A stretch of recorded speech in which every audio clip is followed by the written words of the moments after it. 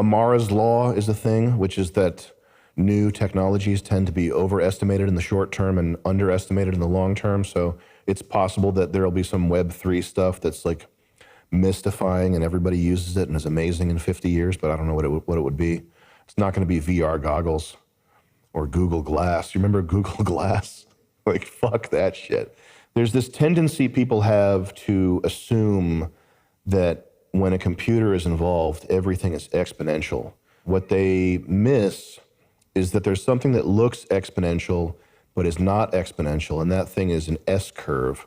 So an S-curve is a curve where at the base you have exponential growth, but then what happens is at the top it reaches the plateau and then it doesn't grow anymore.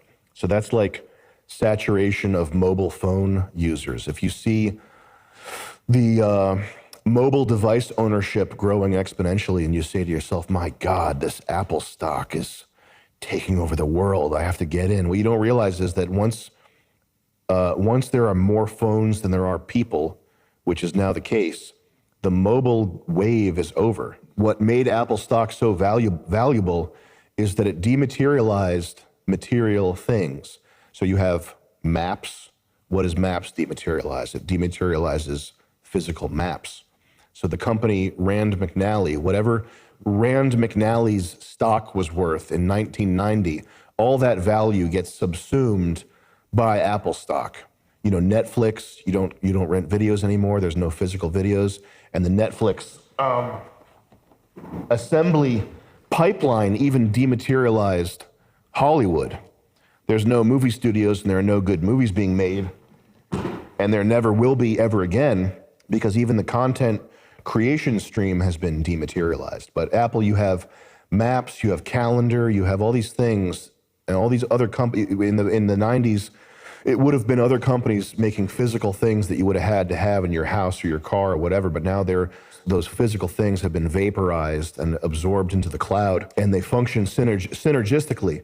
So Maps is more valuable because it has reviews, it has driving directions, you can share your location, like these things, they work together. You can watch Netflix while you're driving. You can just put it on your dashboard in front of the speedometer and watch, The Office or whatever.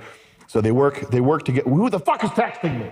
That's what made Apple stock valuable. But you reach a point, okay, you reach the mobile phone saturation, and you also reach a point where you can't vaporize things into the cloud anymore. Like this microphone, this camera, the suit I'm wearing, there's no way to digitize these things and make Apple stock more valuable. So Apple stock, the value of it has a ceiling. It's not something that's going to continue climbing exponentially. And that ceiling is when everything of value that can be digitized has been digitized, what else are you going to do? And the way you know that process has stopped is because Apple's the most valuable company. They have the smartest, most capable people working for them, and they're not doing anything new except releasing a shittier phone that's got some new, the rim is titanium, not aluminum. That's the innovation of the iPhone in the past 3 years is the camera's better, and it's got, we're going to put AI in it, like whatever. But they're not, there's no massive Apple moment coming for the iPhone. Whenever there's a new technological thing, VR goggles, Google Glass, Web3, people assume that every process associated with it is going to be exponential. Google Glass is going to be in a contact lens. No, it's not. It's just not. There are physical limits.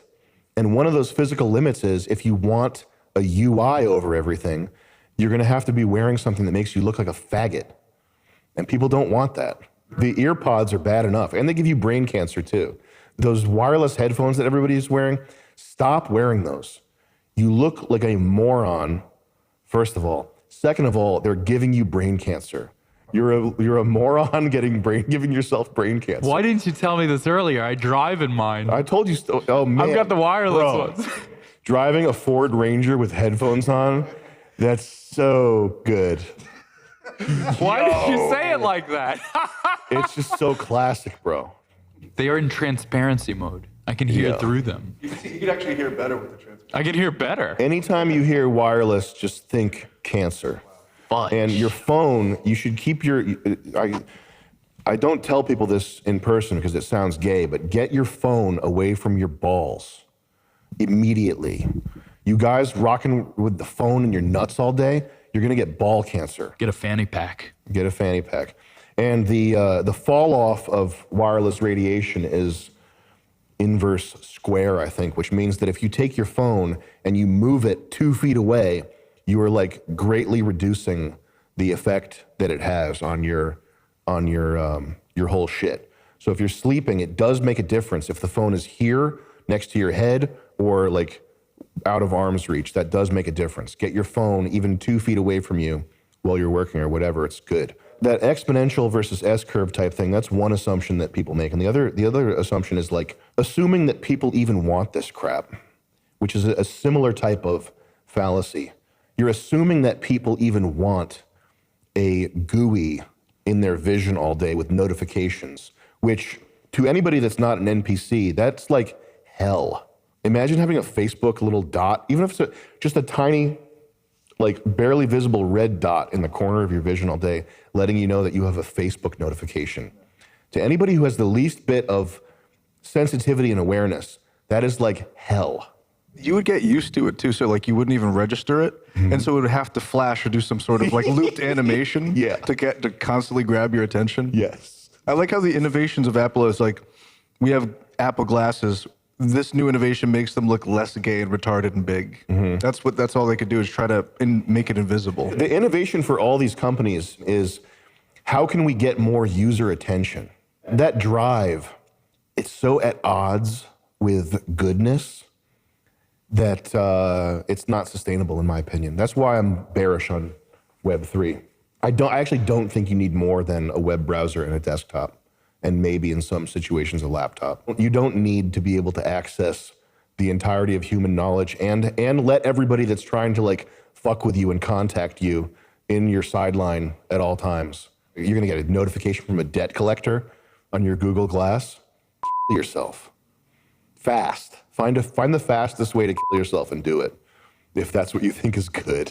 If you're walking around, you need to know how much clout you have now on Instagram. Like how many people commented on my last post? 17 people commented on my post?